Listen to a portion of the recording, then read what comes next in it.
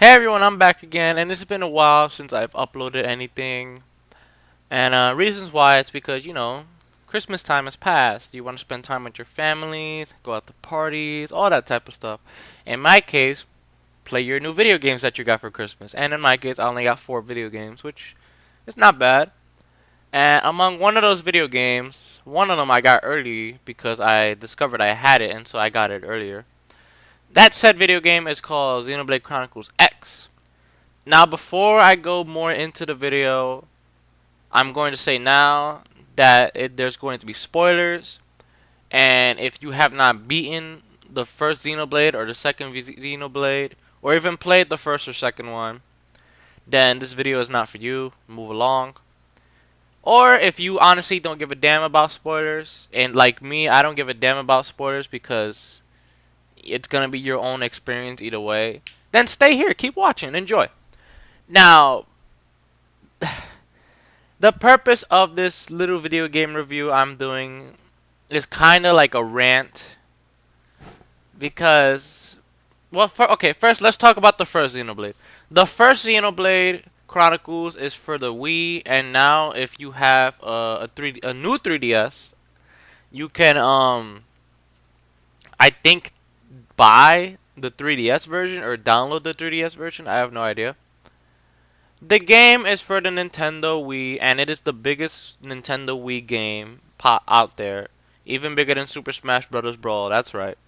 If you people don't believe me, go look it up for yourselves. Now, Xenoblade Chronicles X. Everyone knows the main character, Shulk, considering he's in Smash Bros. Shulk is just your basic scientist nerd. He's trying to uncover secrets of the Monando, and along the way of the game, he triggers the Monando, alerting the Mechanis minions to the location of where it is.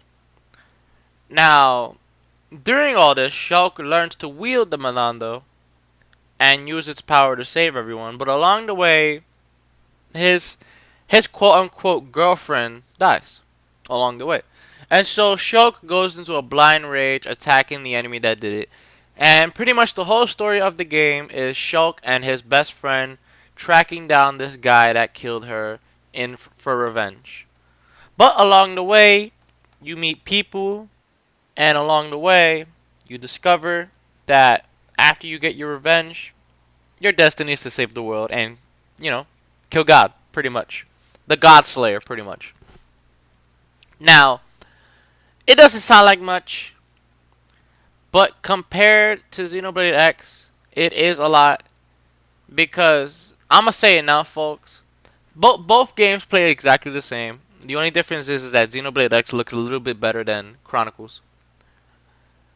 Now, I'll say it now. I like the first Xenoblade way better than the second Xenoblade. Yeah, they play the same, but the first Xenoblade has such a better story compared to the second one. The second one is just so boring. Honestly, I'll be honest with you people. The gameplay I enjoy. The sprinting, the jumping from heights without taking damage, I enjoy. The motorcycle, the Gundam, all that, I enjoy it.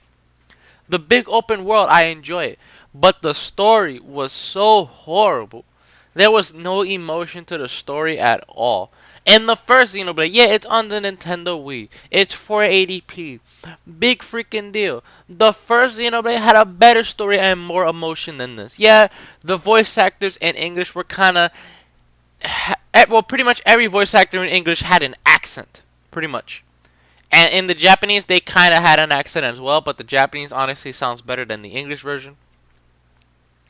But the first Xenoblade story is way better. It's way better in like almost everything pretty much, except for the traveling system. That's about it.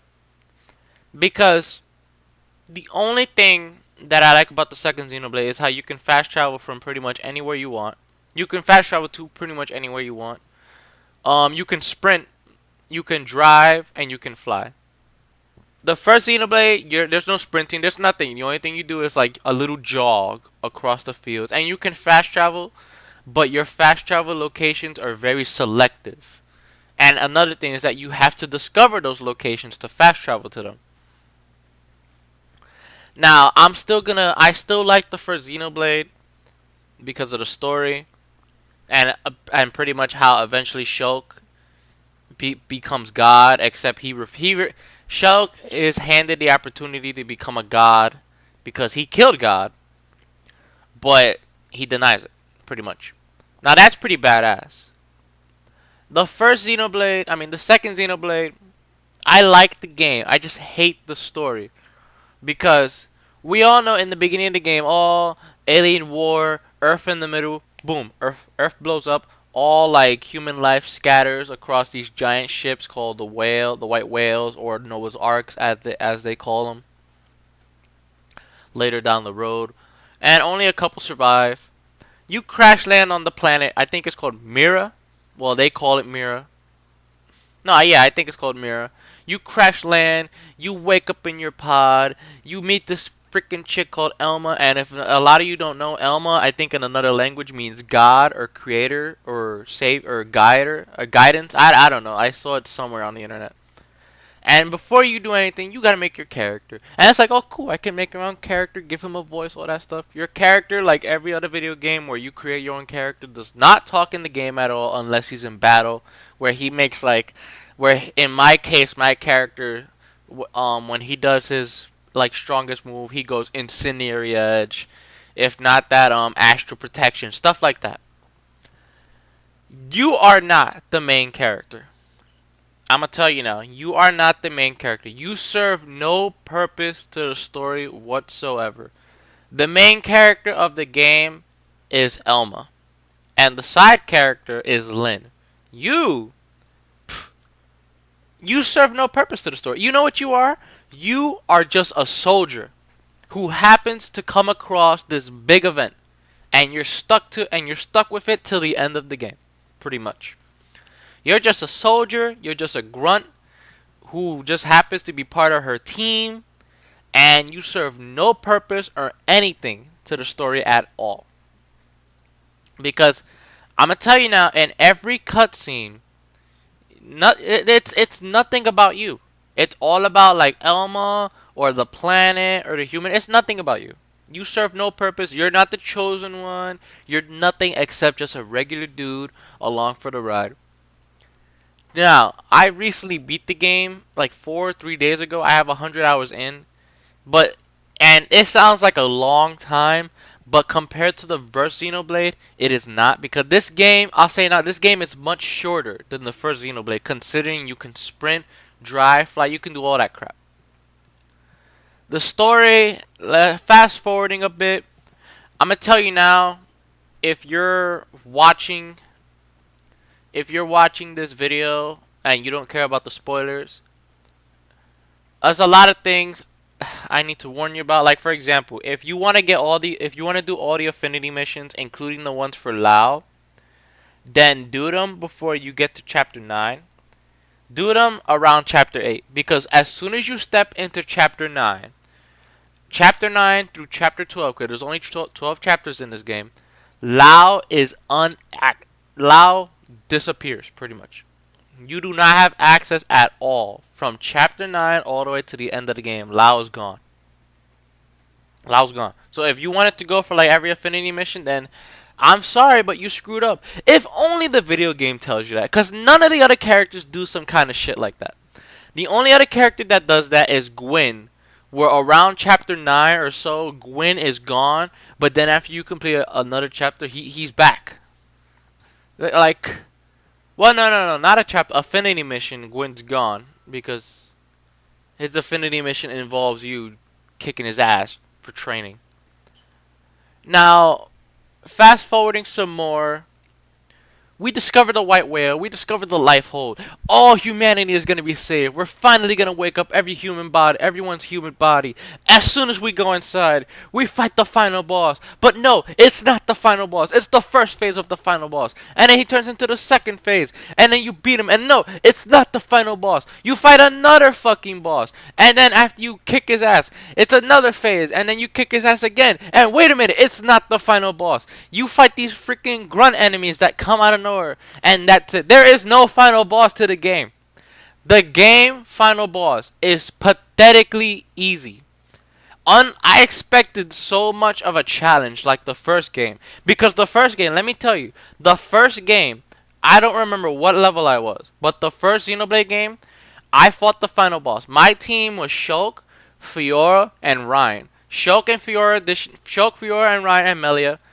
Shulk and Fiora dishing out the damage. Ryan, like, taunting the enemy, making the enemy focus on him. And Melia, Melia to be like the boss killer pretty much. Now, during that final battle with the final boss in the first Xenoblade, I almost lost because the first time I lost, he kicked my ass because I didn't expect what he was gonna do. The second time I'm kicking his ass, he does this one move that kills everyone except for Fiora. And this is the second time, well no, this is the third time that a female video game character has saved my ass. Because the first time was in Tales of Symphonia: Dawn of the New World, the Nintendo Wii version, where I'm fighting the optional boss Richter. Well, I'm fighting the boss Richter, and it's possible to defeat him, win or lose. It does not matter. But I wanted to beat him because you beat him, you get a lot of experience and stuff like that.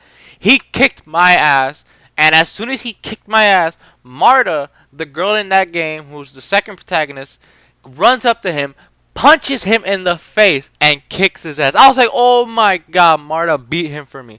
And then in this game, in Xenoblade Chronicles 1, because when you die with Shulk, or whoever you're in control of, if your morale bar has 3 bars, the characters can revive you. And your computer characters can revive you. But if there's no bars, the game slowly fades to black. As my game is fading to black, Fiora defeats the final boss, and as soon as my game fades to black, the cutscenes activate and I beat the game. Now in my third time happened with Elma, cause she beat an enemy for me, and like in the second game, when you get your ass kicked, you have a time limit until like you respawn, because your computers can possibly revive you. But Elma defeated the enemy for me, and that's another thing I want to go in on. The computers in Xenoblade Chronicles X suck compared to the first Xenoblade team. Because Ryan, the AI for Ryan, knows what he's doing. Everyone in the first Xenoblade is so much better than all your teammates combined in the second Xenoblade. All your teammates suck.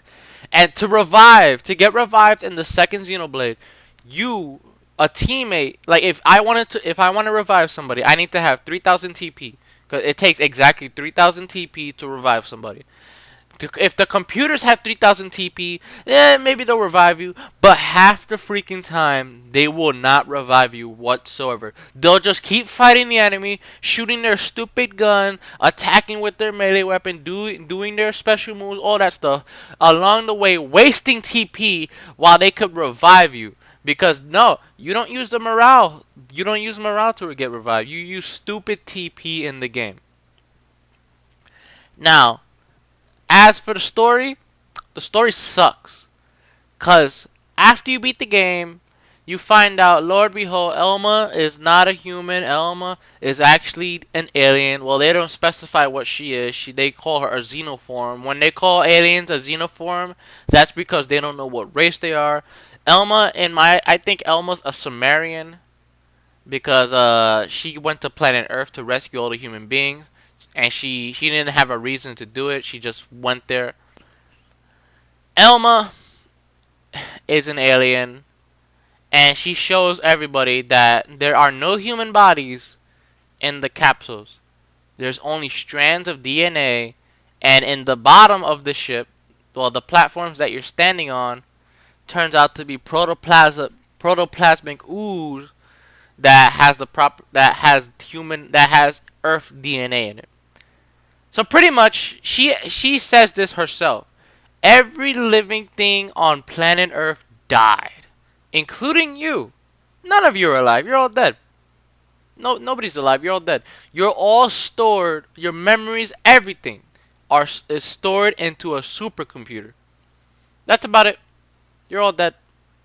And even, it sounds kind of fucked up because, like, in my opinion, once you die, you die. There's no coming back. But even Doug in the video game says it. Like, oh, so even if we come back to life, we're not gonna be human. We're just gonna be these freaks that cause I think once you die, you die. Even Doug himself says it, and Doug barely has an impact on the story. Oh man! And then after you beat the game, there's the credits, and you can skip the credits because nothing happens during the credits. There's just a black screen with names. That's it. There's a bonus cutscene that shows Lao. Well, I'm not gonna go into Lao. That shows Lao, who I think is gonna be the bad guy again. And after the cutscene, you see Elma in her Xeno form exploring the bottom of the ship to make sure like all the memory banks are safe and everything. And then she opens the door, and it turns out the ship has been destroyed for all this time. The ship has been destroyed ever since they first crash landed on the planet. Because she explains that since this ship is destroyed, none of us, except for her, because she has a real body, she's an alien, none of us should be alive at all. We should all just be husk. Like if none of us were alive, Elma would be the only. Well, she wouldn't be the only one on the planet, but she'd be the only one out of like the human race to be alive because, well, she's not human. You know what I mean. She'd be the only one left standing, pretty much. And then she goes on to say it's this planet. This planet. Something wrong. Something is wrong with this planet. Let's talk about this planet for a second. This planet is mentioned in almost every cutscene. This planet. Something about this planet. This strange planet. This planet. I have a strange feeling about this planet. This planet. I want to... it's everything about the planet. The planet... I'm guessing the planet has to be the home of a god or something, because even Luxar says it, like, oh, I want to see the Great One again. I want to see the Great One more time. I'm guessing the Great One lives on this planet. I have no idea. And yeah, pretty much when you beat the game, you get cockblocked.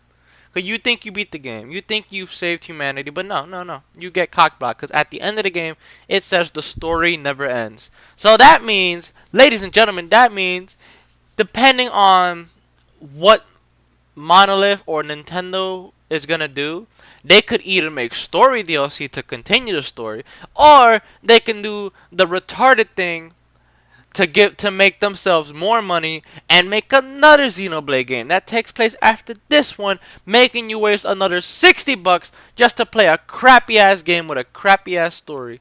Don't you find that fun, ladies and gentlemen? I'm sorry that I went on a rant, but I had to do this. When I beat the game, I just had the urge to do this. Don't get me wrong, I don't hate the game. I just hate the story, and I love the first Xenoblade so much better than compared to this one. That is all I want to say for this time. You can leave your hate comments below or whatever you want. I honestly don't care because I feel much better doing this than keeping it inside. And I will see you all next time. Bye-bye.